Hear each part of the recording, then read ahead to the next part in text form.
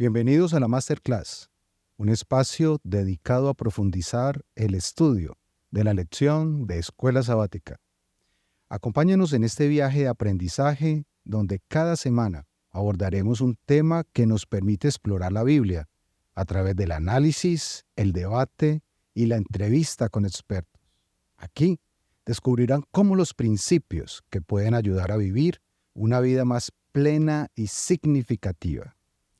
En esta clase, en nuestra mesa de trabajo, nos va a acompañar el pastor José David Sánchez. El pastor tiene un doctorado en misionología, maestría en teología bíblica, es docente de Antiguo Testamento en la UNAC y además nuestro panelista principal. Pastor, muy buen día. Saludos, amigo Mauricio. Es un gusto poder estar aquí con usted y con toda la audiencia que indudablemente se sintoniza para disfrutar de este programa y del estudio de la Biblia. Bueno, estamos en un tema fabuloso, un trimestre donde Salmos nos llena de alegría, sobre todo mucha nostalgia y recuerdos. ¿Tiene algún salmo favorito? Bueno, uno siempre tiene varios. En mi caso tengo varios salmos, pero uno de los salmos que a mí particularmente me impresiona es el Salmo 1. El Salmo 1 es corto, solo tiene 6 versículos.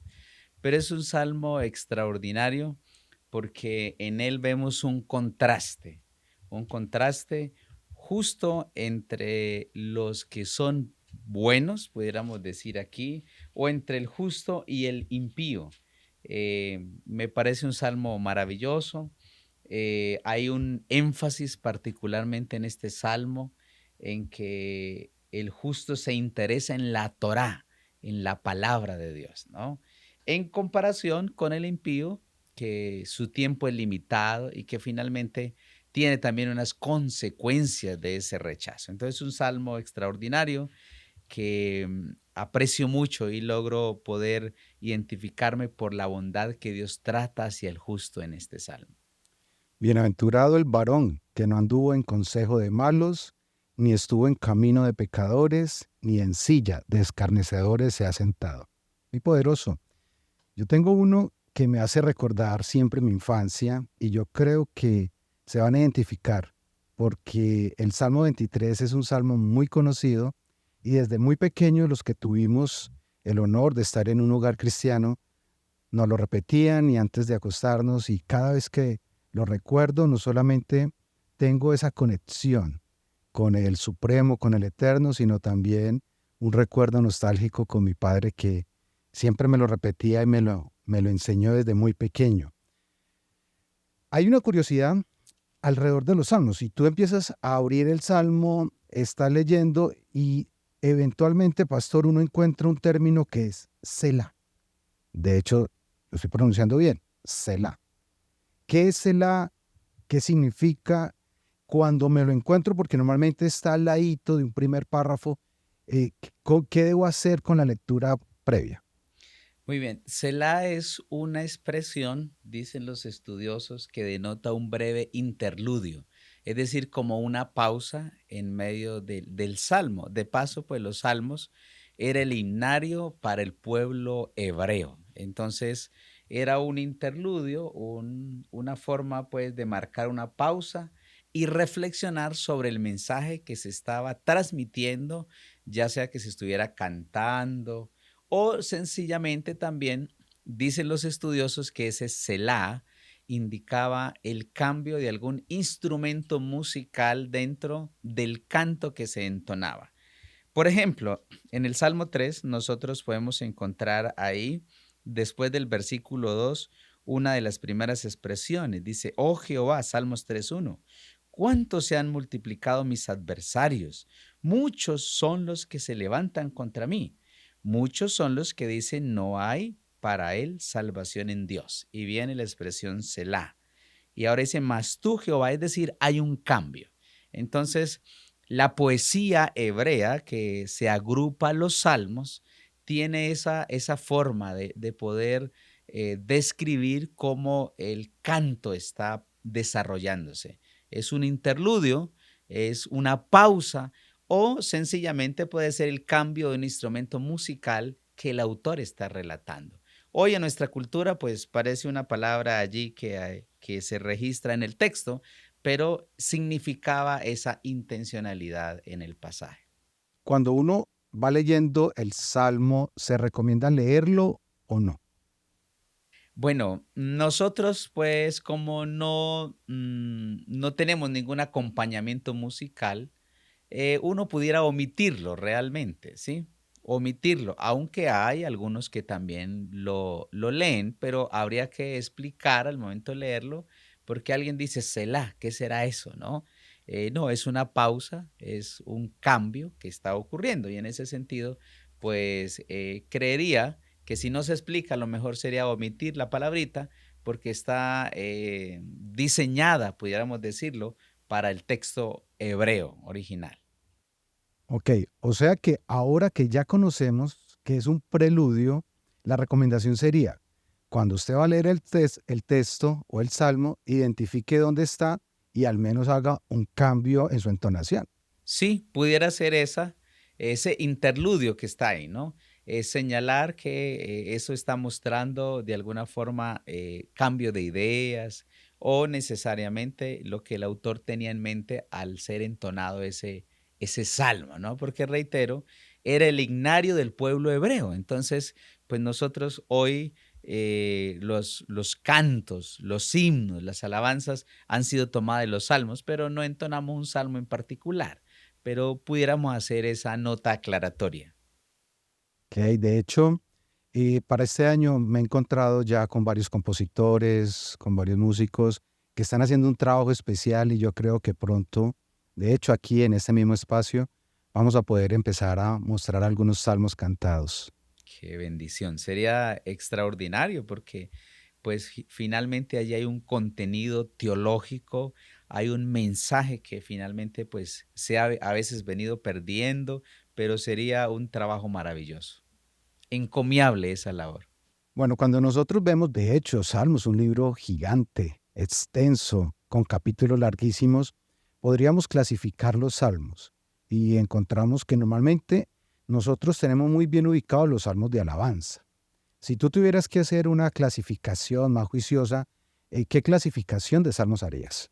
Bueno, el libro de los Salmos es un conjunto de 5 libros.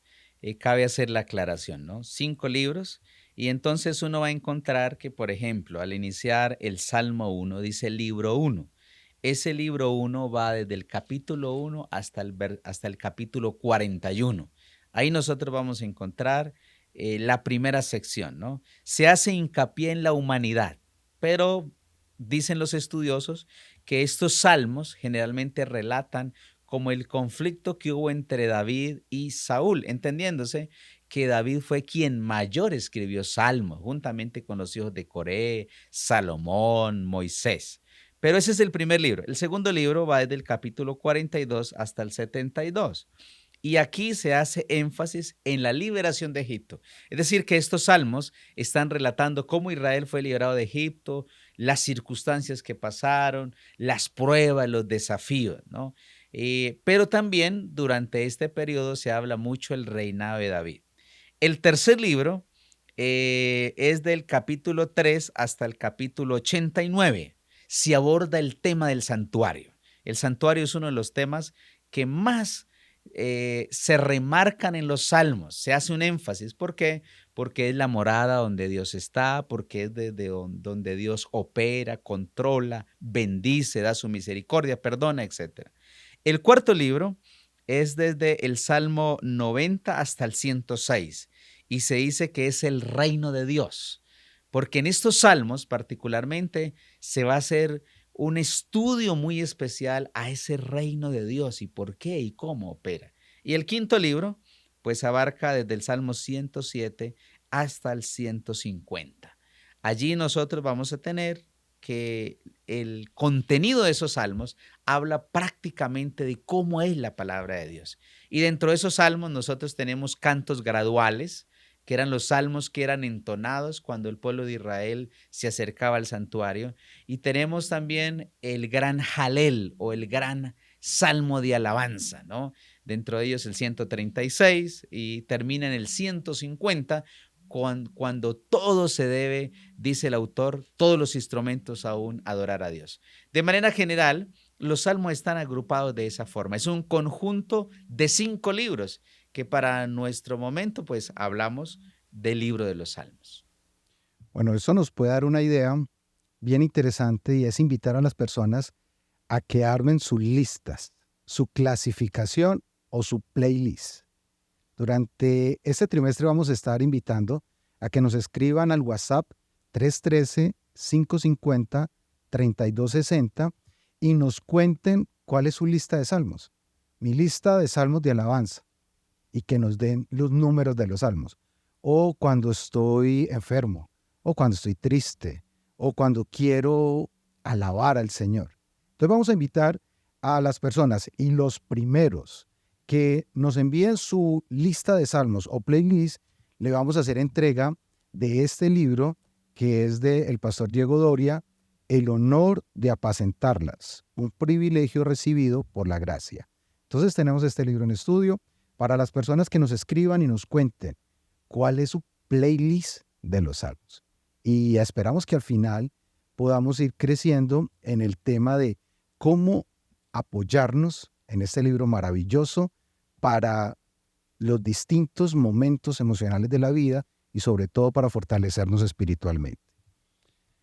Bueno, me encontré en el estudio de la lección un texto donde está haciendo una referencia alrededor de la ley. Y lo voy a citar. Abro comillas. Cumplir la ley de Dios de ninguna manera es una observancia legalista de normas, sino vivir en una relación íntima con Dios, una vida llena de bendiciones. Aquí el autor nos está colocando una reflexión muy interesante alrededor de la intención que normalmente tenemos hacia la ley. Entonces aquí la pregunta sería es ¿por qué le tenemos miedo a la ley?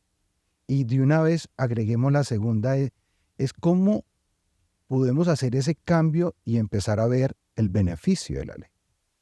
Bueno, el tema de la ley ha sido discutido a través de todos los tiempos, ¿no? Las personas creen que los preceptos o la ley de Dios es una carga muy difícil, como algo impositivo, que definitivamente nadie puede cumplir. Sin embargo, cuando nosotros vemos las facetas de la ley en los salmos, uno encuentra que es una gran bendición. Por ejemplo, el Salmo 19, ¿no? Y el Salmo 19, nosotros podemos leer de ese salmo algunos versículos que nos ayudan a poder entender. Por ejemplo, el versículo 7 dice, la ley de Jehová es perfecta. Así comienza diciendo. Entonces, la gente generalmente cree que en asuntos de leyes Dios está allí como, pudiéramos decir, fiscalizando en el momento que uno se equivoca para aplicar su ley. Sin embargo, dice aquí que la ley de Jehová es perfecta. Note. Y ahora agrega que convierte el alma. El testimonio de Jehová, dice, es fiel, que hace sabio al sencillo.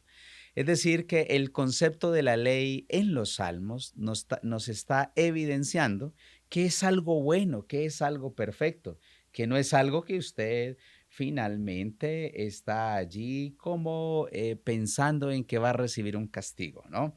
Ahora, el versículo número 8 de ese salmo dice, los mandamientos de Jehová son rectos que alegran el corazón. El precepto de Jehová es puro que alumbra los ojos.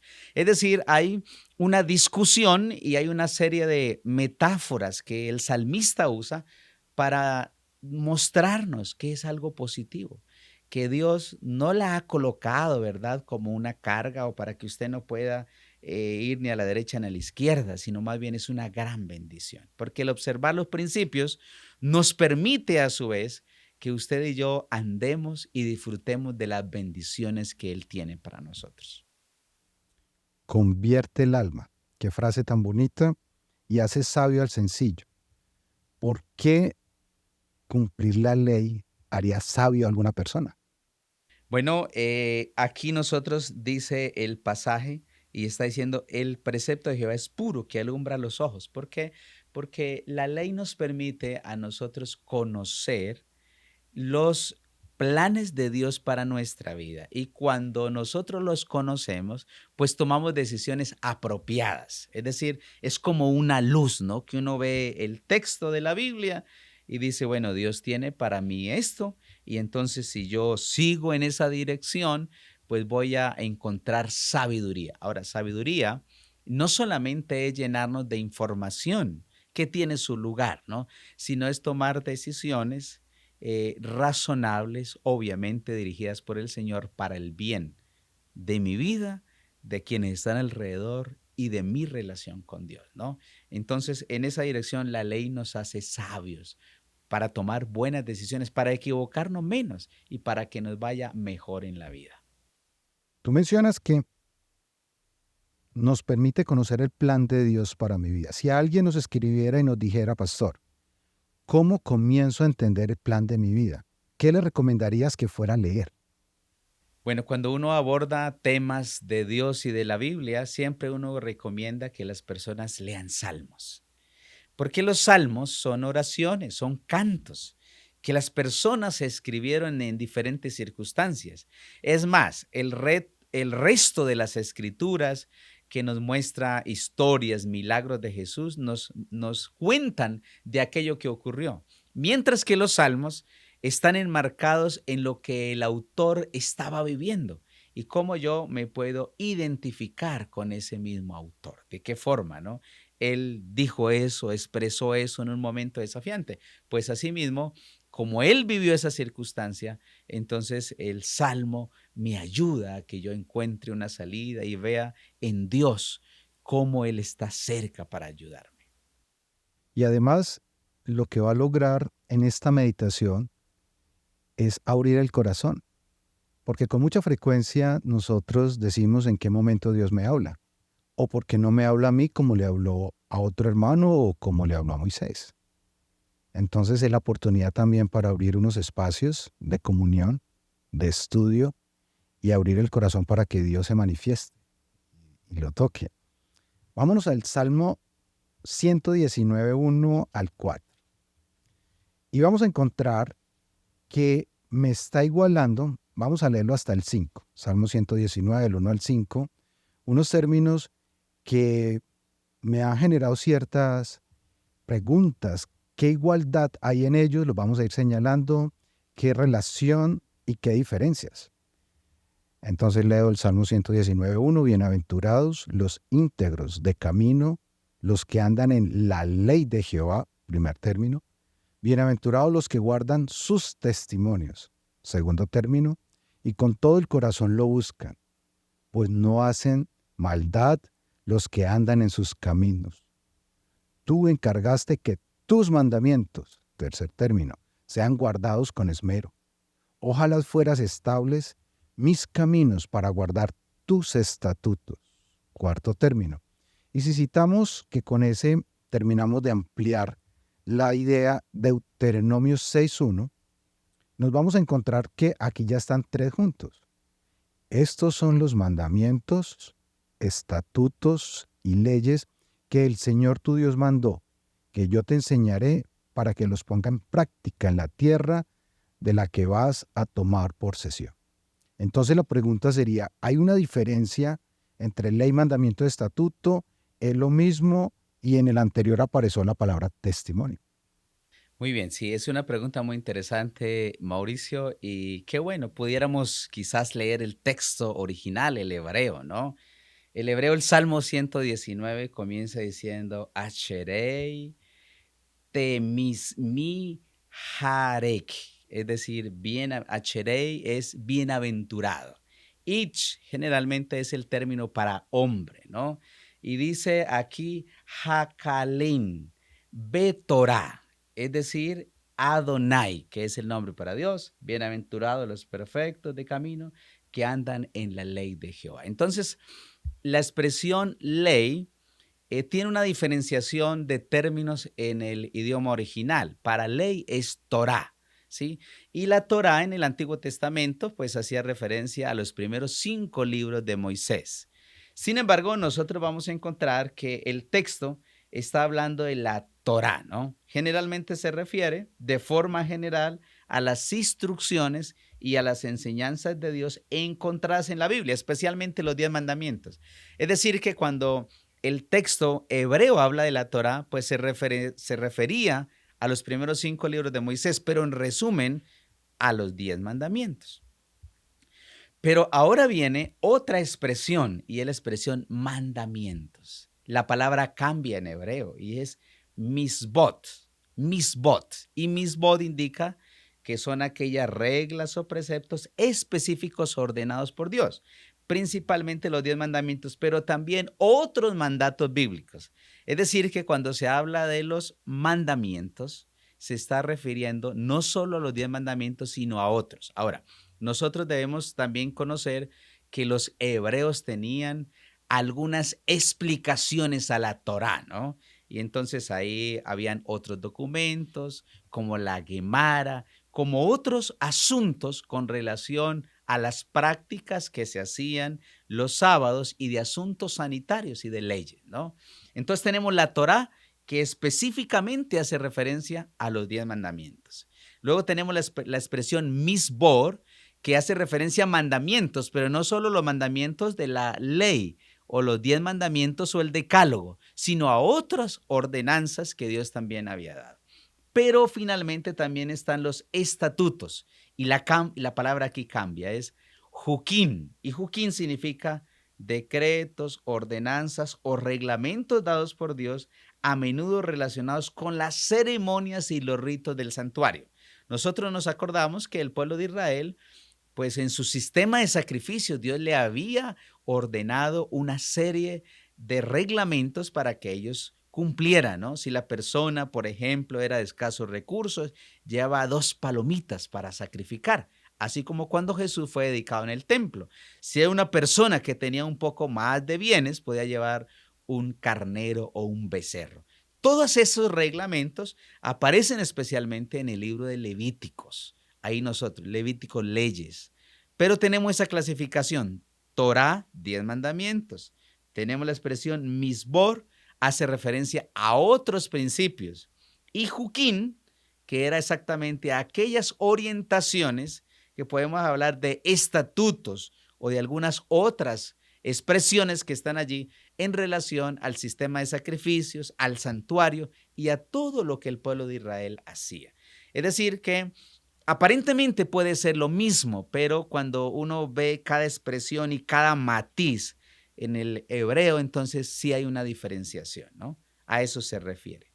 Y el texto, bueno, Deuteronomio que usted leyó, Deuteronomio 6:1, ahí nosotros podemos ver exactamente que el autor está hablando acerca de eso. Estos son los mandamientos. Y entonces ahí misbot, ¿no? Estatutos, juquín y decretos. Esa palabra decreto en español también es la misma aquí, juquín, que dice Jehová vuestro Dios, que mandó para que enseñase y los pongan por obra, para en la tierra que vais a poseer vosotros para tomarla. Entonces, a eso se debe, ¿no? Ese juego de palabras y esos diferentes matices en el texto. Muy interesante porque aquí viene una pregunta incómoda y es, ¿son obligatorios? Porque si ya 10 y usted me está diciendo que mandamientos y estatutos son otros, o hagamos la pregunta en positivo. ¿Cuáles son los beneficios de seguir estas instrucciones, como tú le decías? La Torá, instrucciones, los primeros 5 libros. ¿Cuáles son los beneficios de conservarlos, seguirlos y de interiorizarlos? Bueno, tenemos varios pasajes en la Biblia, ¿no? Que nos muestran eso. Y uno de ellos es Deuteronomio 28. Es el capítulo de las bendiciones. Y en ese capítulo nosotros vamos a encontrar por qué es de gran bendición, solo a modo introductorio, cómo ese capítulo nos indica o nos da las razones, ¿no? Por las cuales nosotros debiéramos observar esos principios que están allí. Ahora, no es que sea una gran cantidad después de los 10 mandamientos o del decálogo, sino son aquellas otras consideraciones que Dios también le dio al pueblo de Israel. Por ejemplo, tratar al huérfano, a la viuda, socorrer al necesitado. Eso hacía parte de esos estatutos, de ese juquín, ¿sí? Que está en el texto, de ese misbot, aparte de la Torah. Pero, por ejemplo, aquí dice, versículo 1, si acontecerá que si oyes atentamente la voz de Jehová tu Dios, para guardar y poner por obra todos sus mandamientos, Torah, que yo te mando hoy, también Jehová Dios te exaltará sobre todas las naciones. Y viene un listado grande ahí. Es decir, que las ventajas de poder observar y tener en presente los principios de Dios es que nos ayudan a que nos vaya mejor. ¿Sí? Que podamos tener éxito, que como dice el texto, estemos arriba y nunca abajo, que prestemos a otros y no solicitemos prestado. Es decir, Dios quiere que seamos prósperos en todo lo que emprendamos y todo va a depender de la manera en la cual observemos su ley. Pastor, y para los que les preocupa que es muy grande, a Jesús le preguntaron cuál es el mandamiento más importante, porque esta preocupación estaba desde los antiguos. Y él dice, amarás al Señor, tu Dios sobre todas las cosas, y a tu prójimo como a ti mismo. Y yo creo que esta es una buena síntesis para empezar a entender que los beneficios de seguir un estilo de vida, unas instrucciones divinas, está en todos los entornos, económico, familiar y espiritual. Y en últimas es en la transformación de nuestra vida. Bueno, hemos llegado al final de nuestra masterclass. Recuerden que nos pueden seguir en las redes sociales. Si quieren ver la repetición del programa, la encuentran en YouTube. Y para participar, no olviden, sus preguntas nos pueden hacerlas en el WhatsApp 313-550-3260. Recuerden nuestra cita semanal. Nos vemos la próxima semana.